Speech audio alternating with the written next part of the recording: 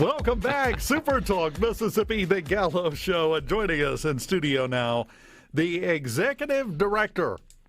I'm going to emphasize it now. Don't do that. Well, it's too late, Ryan. Okay. It's too late. Ryan Miller joins us, Accelerate Mississippi. How you doing? I'm doing well. It's good to be here with you. Yeah, good to have you Thanks here. for the invitation. Anytime. Absolutely. Anytime. Now, before we get into the event that's coming up, because we got something really cool coming up, for people who may not know, tell us about Accelerate Mississippi and the good work that you're doing, because it's something that I've been screaming about for 20 years, and I feel like everybody's finally starting to catch on now. Dave, your voice is one that I think has joined in concert with a lot of other people, and part of the reason why we exist, I think, because those voices kind of came to a head. A few years ago, legislation created our office to be the tip of the spear as it relates to developing workforce strategies and then figuring out a way to deploy those strategies around the state that makes sense for getting people into better pathways for careers, jobs that have a better return on their investment, and also trying to help industries find people that they need with the skills they need. This is the conundrum that the entire country is facing right now, and our office was created to try to help solve that issue. And, I hate to put it this way, but I'm going to. The system just kind of broke. And the reason why I say that is, literally, you had companies desperate for employees and employees desperate for a job, and they weren't connected. Right. There's a disconnect that I think a lot of us just kind of took for granted for many years. We're finding that really just simply being able to provide accurate, up-to-date, efficient information to people, and then kind of shepherding them along the pathway to get them from where they are to where that job is located is the easiest way, most efficient way to get somebody in a pathway that actually makes a difference for them. I remember growing up when I was a kid, we did an assessment when I was in high school, maybe when I was a sophomore or junior in high school, that would tell you what you would do for a career.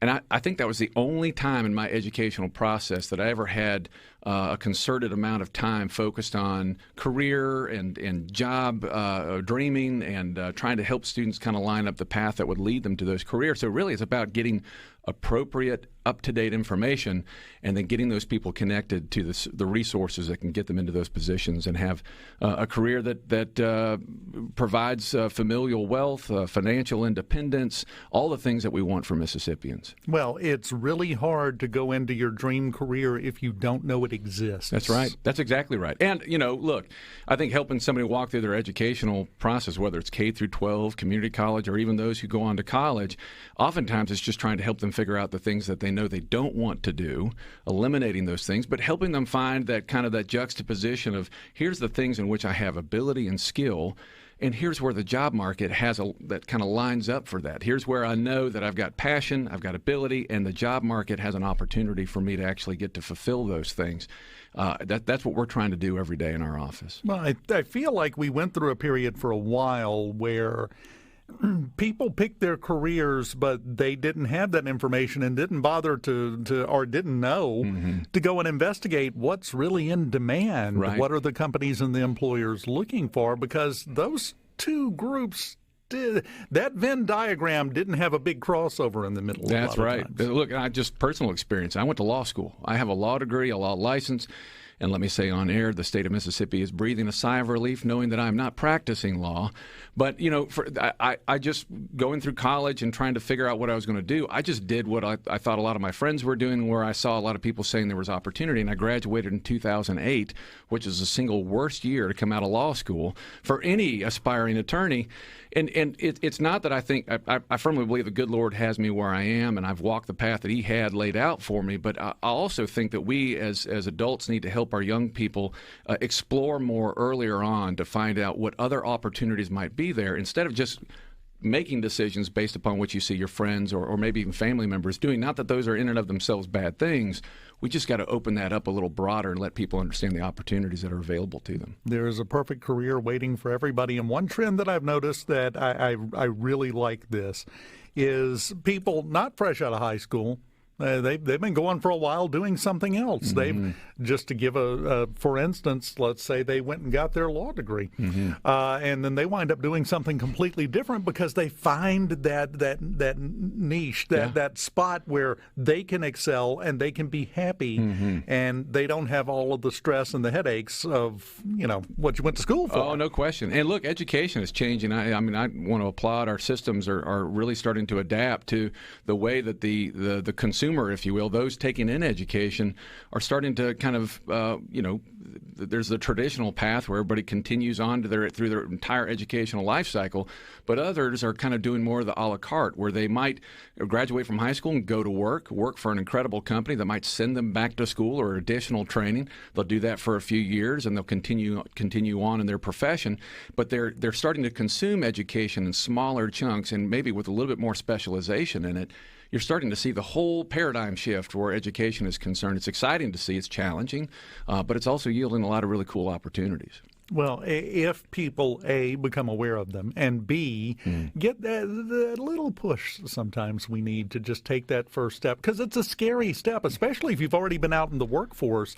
That's a scary thing. Yeah, I think changing gears when you have been walking a certain path for so long can be a terrifying thing. That's why I think we in our office, Accelerate, we have programs like our Career Coach program that we're working with all partners around the state of Mississippi.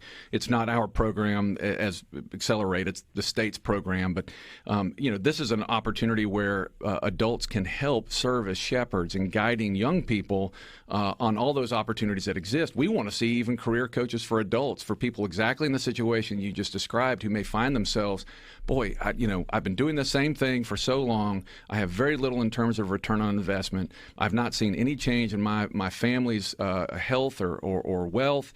And I want to take some additional steps. We've got to be able to make sure that they understand the resources available that can maybe get them additional training, additional education that puts them on another trajectory that gets them to where they really want to be. Well, and I would say for that group, the most important service that you can provide is to let them know it's possible. Correct. You Absolutely. do that. That's the big stumbling block. Once you get over that one, well, it's all downhill from there. Absolutely. So, daily we try to find resources in our office, whether it be through our Serve the SIP campaign that I know Garrett McInnes was on with you a couple of weeks ago, talked a little bit about. And we have some more web-based tools that are going to be coming out very soon that's really supposed to be that one-stop shop where an individual can access that and understand here are some jobs in your area of your state, your region of Mississippi that are in demand, that pay above the median household income. And here is a community college. Here's a training partner right there in your community that's ready to welcome you with open arms, with resources available to curb the cost of your education or your training and get you on that path as soon as possible. So it's what I get up for every morning, is trying to find ways to help Mississippians find access to those paths, to make sure that industry in the state is growing, that they've got access to people with skills, and that we can attract more industry into the state, that they see the opportunity that Mississippi presents to them. So it's an exciting thing. It's a challenging, as you might imagine, one of the most complicated challenges we're facing, but it's worth the work. Well, and I think you touched on something that was very important there, and Garrett and I talked about that a couple of weeks ago on Middays. It really is the case of a rising tide raising all ships. If all of a sudden we have a trained workforce, if we have people that are able to fill these jobs that companies are looking to fill, they're somewhere, they've been fighting that battle, they're having trouble with it, and then they're looking for some place to open a new branch, a new office, a new facility or factory or whatever, and they look around and they look at Mississippi and go, oh, wow, we've already got the people there. Let's go there. That's right. That's the goal. There's no question. We're trying to, with our partners, our K through 12 or community college system, we've worked tirelessly with them to try to improve the overall state of career technical education, workforce-based learning, hands-on learning, tangible, tactile learning, trying to resource them better so that they are, in essence, creating a healthier foundation for work-based education and workforce-based education, so that when companies on the outside of the state are looking for a new place, or an existing company in Mississippi is thinking, man, we need to expand, but we're kind of considering where we might do that, they're looking at Mississippi and saying, look, their educational system is completely revamped how they look at workforce-based learning. this is the kind of environment they've created this foundation. We know for generations to come that our company is going to be healthy, happy, and it's going to be growing because of the population density that has this type of unique experience. So we're a long way off. I'll be the first one to say that we have had some great successes, some good successes, but we got a long way to go. Oh, I love this. From the 662, somebody on the C Spire text line said, I just left corporate work to start my own business in Oxford. Oh, wow. Yeah, look, entrepreneurism is one of those areas that we're trying to encourage people to. You got to take a chance and throw your hat in the ring as an entrepreneur, but now is a great time to try that, especially if you're creative, you got tenacity, and you've got the work ethic. You can make great things of your ideas. Well, as usual, I feel like I've missed the entire point, so I'm going to get you to hang around for a second. I look forward to it. The second segment, because we need to talk about the Mississippi Horizons Conference. Absolutely. I got you off on other stuff. Which is ezy for me. Chasing squirrels is one of my favorite pastimes. Well, you and me, too. We'll return with the ADHD portion of the Gallo Show with Ryan Miller from Accelerate Mississippi, live in the Trustmark Bank studio right after this. The Gallo Show, live in the Trustmark Bank studio. Dave Hughes here, and in studio with me, the executive director. I'm going to say that every single time now because it's bothering him. The executive director of Accelerate Mississippi, Ryan Miller, with us. And we went through an entire segment and barely mentioned the Mississippi Horizons Conference, which is what we wanted to talk to you about today. Sure. So we got to get into that. Tell us about this. I think we were just prefacing. We're laying the foundation for this part of the conversation, which is great. Yes, this week, we're really excited that this week marks the second annual Mississippi Horizons Workforce Symposium. And this is our annual event in which we ask educators, industry leaders, economic developers, policy leaders, other state entities and agencies, and even nonprofits to come together collectively for several days, and let's talk through what are the challenges we've been facing.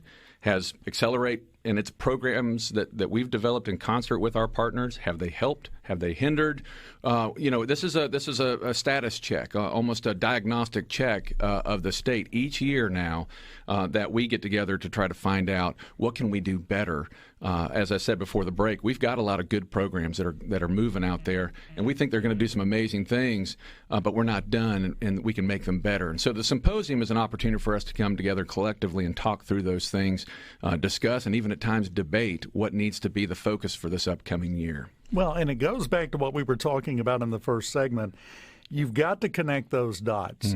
Both sides need to know what the goal is that you're working towards. Otherwise, you're both going to wind off in the weeds. Absolutely. Wind up in the weeds somewhere. And there's only a finite amount of resource that the state can focus on certain things. And wouldn't it be better if we could all, in concert, focus through that single lens as a team, focus those resources effectively where we can really make a difference and we can start to see growth in sectors where we need them economically as a state. So today, starting at around 3 o'clock today, our symposium kicks off. We're going to be at the Sheraton Resort Hotel in Flowood, and we'll be continuing to meet and learn and discuss and debate until Thursday midday, where I'll probably, as I tell people jokingly, you may find me face down in the lazy river at that hotel by the end of this week, just because of how much content we're going to be getting through in our symposium. Well, let me ask you this. Last year's was the first one. Correct.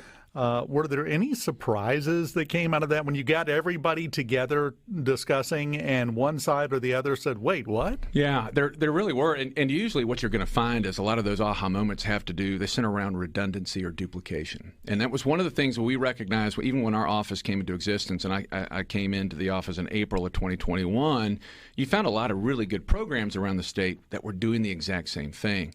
And sometimes that's okay, especially if that resource or that program wasn't available in that part of the state and we've just kind of replicated and deployed it again. But when they are in the same communities doing the same thing using finite amount of resources, that's not an efficient or effective use of those resources. So I think in that first symposium, we found had a lot of aha moments like, oh, you're doing that too. How can we do this together? I had other state entities, other state offices come up and saying, this is the first time that I've really gotten to be able to sit with industry and get their attention, and they have mine, in a truly collaborative environment where they're hearing us for the first time, we're hearing them, and more importantly, where these state entities that have tangible resources, they have funded programs that can help people who need a little assistance to get into that workforce. This is where they can sit across the table from an industry member saying, we've got resources to help your people or to help you find people. So I think the aha moments last year were identifying some duplication, redundancies that we were able to better and make more efficient and dovetail together. And these aha moments of, wow, I didn't even know that resource existed. So we're hopeful that this year will yield a lot more of those opportunities, those aha moments. You expecting about the same turnout this year? No, we actually have a little bit more. Last year, I think we were approaching about almost 500 people came. This year, we're approaching 600. And, oh, wow. Right. So that's why I say I might be face down in that lazy river. It's a huge Herculean task, but I've got an amazing team. Who are, even as we speak right now, making preparation for the kickoff today. And I've got a lot of great partners out there. And I would say this symposium would not be successful if it were not for our partners in economic development who are coming in today, our sister agencies and entities in the state that are rolling up their sleeves saying we want to help and be a part of this, community colleges traveling from around the state to participate and to talk about some of the programs they have, career coaches. We have almost every career coach that's a part of the program now coming to better learn and be equipped with some of the resources, information, so they can go back to their schools and back to their communities and help students understand, here's an industry right down the street that's hiring, here's the skill that you need, here's what you'll make for a living, and oh, by the way, I learned from a state organization just the other day down at the symposium, there's a resource available that will completely curb the cost of your education. So I think that this is an opportunity on an annual basis now for us to come together and to talk about a variety of topics that are near and dear to our office's mission. Well, and, a perfect example of what you're talking about is our studios at our Pike County station are in the Workforce Training Center on the campus of Southwest Mississippi Community College. The number of people that come through there and go, wait, you do this? Is really amazing, but that's what you're talking about. Sure. And by the way, this is a plug for the Southwest Mississippi Community College Workforce Training Center. I am a homer 100%. You are not going to find a better one. Well, and you bring that up. Last year, Southwest Mississippi Community College won our Instant Impact Award for a diesel technician program that they created and deployed very quickly. There was a need for diesel technicians. We knew mathematically that there was a huge gap in the number, the need, supply, and demand. And Southwest was one of those colleges that we had some funding. They requested those funds through a grant program and deployed very quickly a diesel technician program. And all of a sudden, people started applying, people started getting into the program, and people are going to work. So it's an example of what we try to do with our community college partners. Where's the need?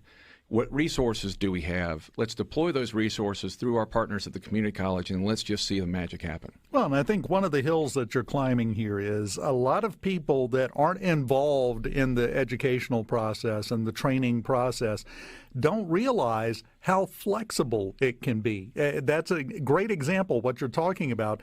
You have a need. It's not necessarily that you have to hope somebody is training people to be an employee. You can go talk to them and get that program put in. Sure, which is why I think this symposium is so important, because this is an opportunity where those educators, those industry members can actually have the conversation. How do we communicate better to the community in which we live, in which we serve? So in the case of Southwest Mississippi, how can a Southwest or a Co-Lin, how can they be better positioned with their industry partners and collectively, collaboratively communicate to the members of their community? Here's a class, here's a training. It's a short, let's say it's a 12-week or a 6-week training program that we can get you out into industry, making better wages and working, quite frankly, in a career that actually has some longevity and maybe some upward mobility. So for the next several days, we will talk. Each day has a different topic. Today's economic development. We're going to be working with economic developers. How can Accelerate be better positioned to help when they are attracting new industry to the state? How can we deploy resources faster, more efficiently, more effectively, so that site selectors look at the state and think they've got their act together, they're ready to roll immediately as we hoist the flag. Tomorrow is going to be in discussion on what we call horizon thinking. As a state, what are we looking to on the horizon in terms of new industry and technology coming, and what are we doing in our K through 12 system to ensure that we have people, when those industries arrive with that new technology, our students are ready, they're equipped, they're educated to jump right into that workforce. So whether that's our career coach program, the hard look we're taking at career and technical education, trying to better improve what type of classes, curriculum, and resources are being deployed through our K through 12, we're looking at the horizon tomorrow. Workforce triage will be Wednesday. That's how do we stop the bleeding today? So like an example of Southwest with a quick deployed diesel technician program, we got to get people out there as fast as possible, trained up as quickly and efficiently as possible right now to kind of serve the need that the state has immediately.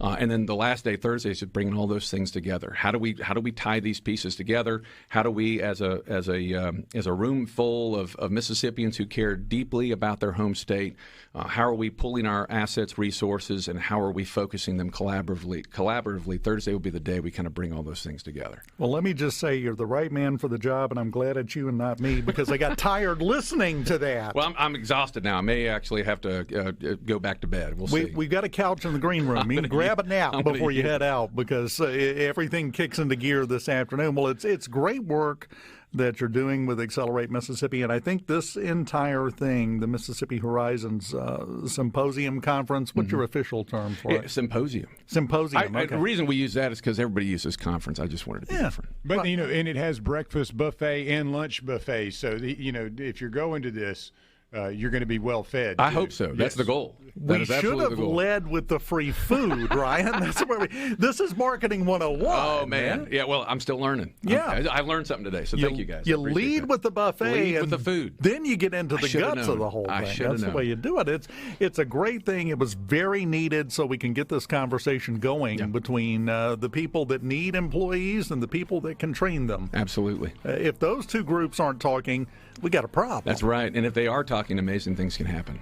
That's fantastic. Ryan, enjoyed it, my friend. Likewise. Thank you, Dave. You Appreciate come by the time. anytime, sir. Thank you. Grab a nap at some point. I'll be out there sleeping. Or some caffeine. Or that too. Or both, actually. It depends on how the day goes, I guess.